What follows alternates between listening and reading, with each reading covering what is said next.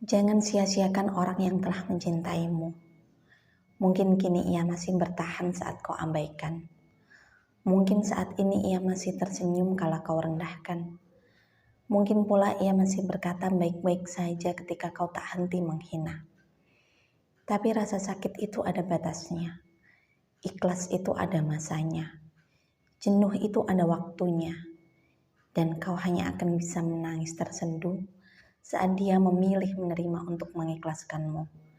Pergi meninggalkanmu karena untuk bertahan pun ia sudah merasa tak mampu. Sujudmu tak akan lagi berarti baginya, karena sakit itu telah membekas membakar ingatannya.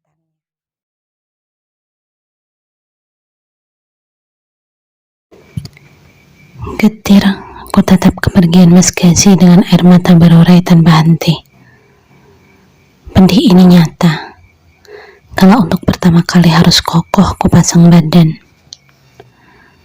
demi mempertahankan apa yang telah menjadi keputusan. Sungguh, tak ada sedikit pun niat ini untuk melawan ataupun membangkang. Namun aku tak boleh mundur. Menuruti ucapan Mas Gazi, sama saja menerjang apa yang telah menjadi larangan ilahi. Dan nyata, hati ini menolak untuk melakukan itu. Biarlah, untuk saat ini kami berseteru.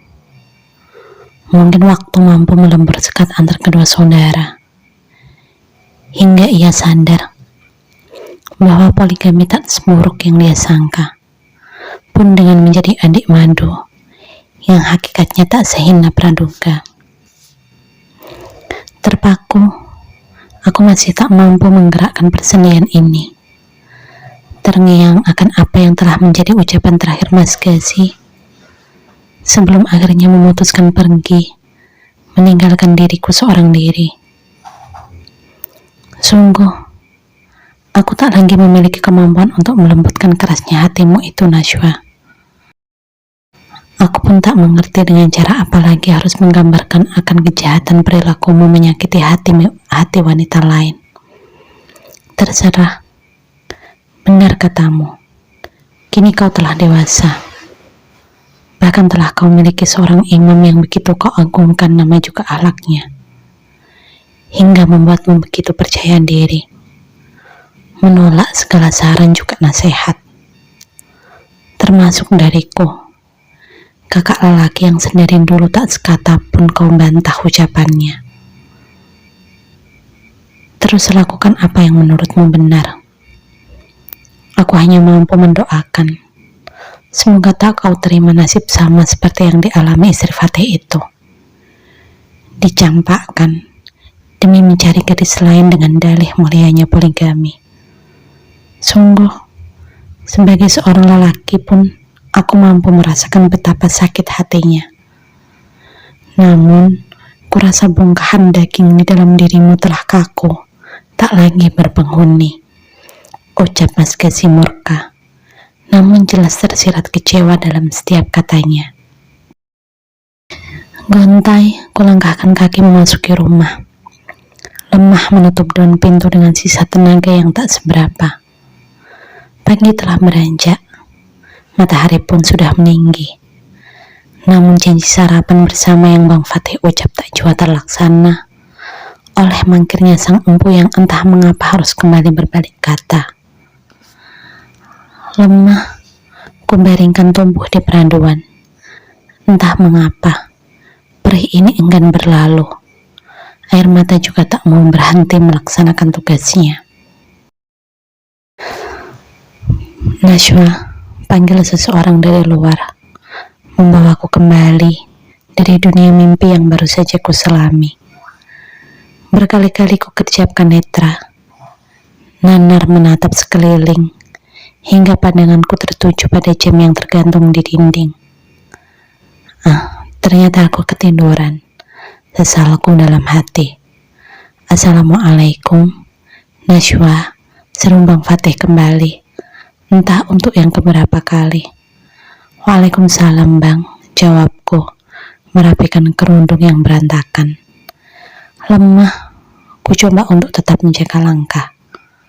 Entah mengapa, raga ini terasa lunglai tak bertenaga. Najwa, kamu sakit? Seru Bang Fatih begitu pintu lebar terbuka. Tidak bang, sanggahku menggeleng, menolak apa yang menjadi praduga. Dalam diam, ku pimpin langkah memasuki bagian dalam rumah, tanpa ada asa untuk sekedar bercengkrama dengan sang raja.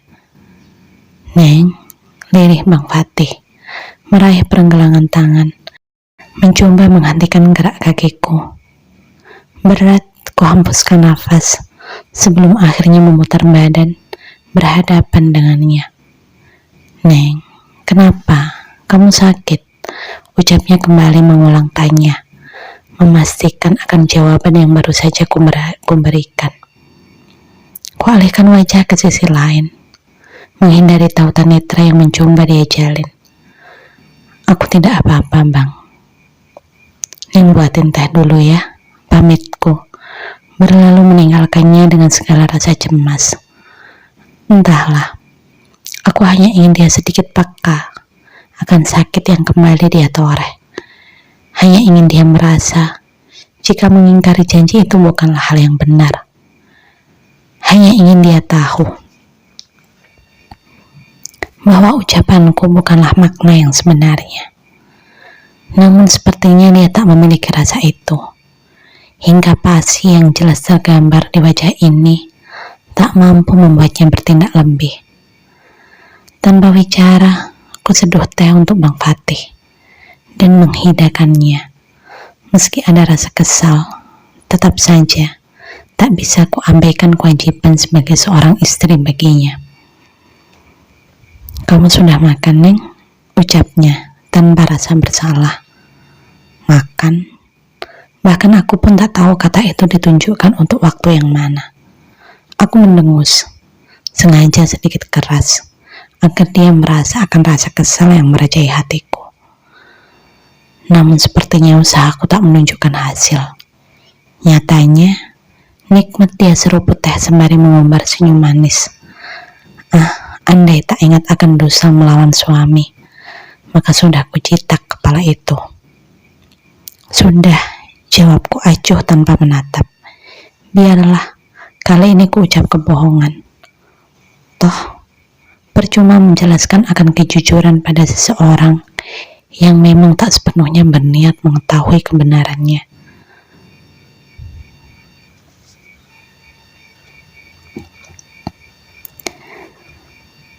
Maaf ya, abang nanti tak bisa lama-lama di sini. Soalnya harus sampai di rumah tepat waktu.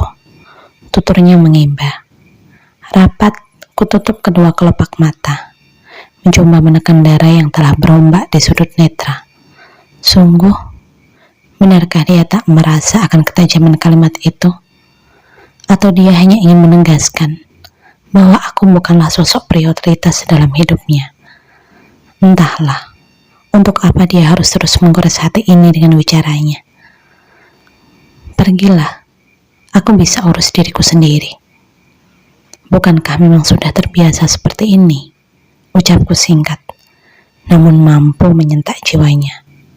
Terbelalak, Bang Fatih menatapku, menahan gelas yang tinggal secingkal lagi tertumpu pada mulut. Najwa, mengapa kau berkata seperti itu? Aku hanya butuh sedikit waktu lagi untuk menjelaskan semuanya padanya.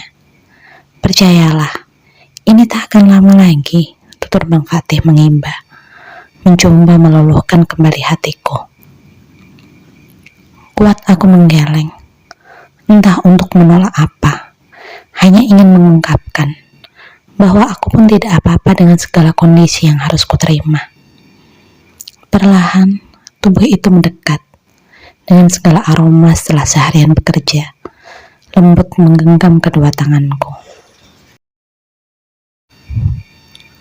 Sebentar lagi, Neng. Setelah itu, akan kukabarkan pada semua orang akan siapa dirimu di hidupku, seberapa penting dirimu berperan dalam hariku, tentang betapa sempurnanya diriku setelah menemukan dirimu. Tuturnya mencoba merayu, namun tertangkap hambar di runguku. Abang mohon bersabarlah. Hingga waktu itu tiba, imbuh Bang Fatih. Aku mendecih, tak tahu lagi harus berkata apa. Entah harus seluas apa lagi samudra kesabaran yang kupersembahkan. Mungkin dalam tenggelam pun aku harus tetap berdiam dan bersabar. Kita lihat saja, sampai batas mana aku masih bisa terus bersabar dengan ketidakadilan ini, Bang. Bila suatu saat kau temui aku telah menyerah, tak lagi mau melawan, mungkin saat itu aku sudah sangat lelah menjadi istrimu. Ucapku singkat, memenggal segala asa yang berkorban di kedalaman sana. Kasar, kususut air yang tak bisa terus kutahan alirannya. Lengan itu meraih dan membawaku dalam rengkuhan. Lembut mencium pucuk kepala, mencoba kembali menghadirkan embun di gurun tandus.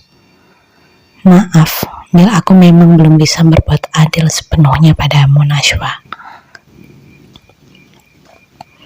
Sungguh, aku tak berhenti berusaha untuk bisa melakukan semampu yang ku bisa. Bila kali ini mungkin engkau belum mendapatkan sesuai porsi yang sebenarnya, itu tak lain karena ada hati yang sedang kujaga agar tetap ada. Jelas Bang Fatih, tanpa melepaskan pelukan. Tak percaya, ku coba melepaskan lengannya dari tubuhku, menatapnya garang dengan bara yang tak henti dia surut kobarannya. Menjaga hatinya. Lalu bagaimana denganku? Apa kau pikir aku tercipta tanpa hati?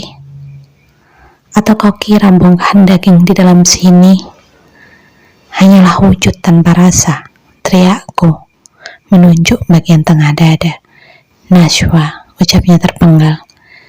Bila memang kau belum mampu berbuat adil, mengapa harus kau jadikan aku sebagai seorang madumbang? Teriakku frustasi.